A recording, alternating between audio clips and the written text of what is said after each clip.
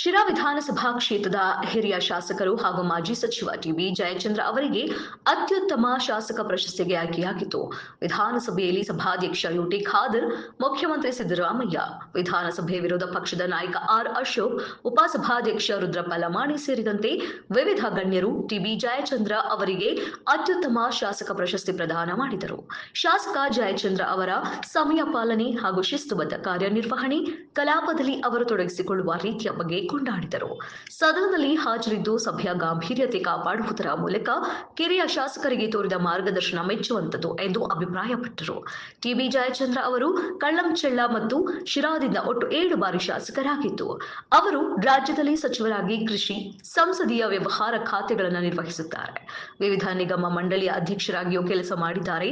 ಪ್ರಸ್ತುತ ಅವರು ದೆಹಲಿ ವಿಶೇಷ ಪ್ರತಿನಿಧಿಯಾಗಿ ಕಾರ್ಯನಿರ್ವಹಿಸುತ್ತಿದ್ದು, ಅವರಿಗೆ ಸದನದಲ್ಲಿ ಅತ್ಯುತ್ತಮ ಶಾಸಕ ಪ್ರಶಸ್ತಿಯನ್ನು ಪ್ರದಾನ ಮಾಡಲಾಯಿತು.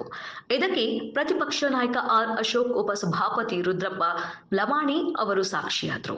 ಸದನದಲ್ಲಿ ಉಪಸ್ಥಿತರಿದ್ದ ಸದನದ ಸರ್ವ ಸದಸ್ಯರು ಮೇಜು ಕೊಟ್ಟಿ ಅಭಿನಂದಿಸಿದರು.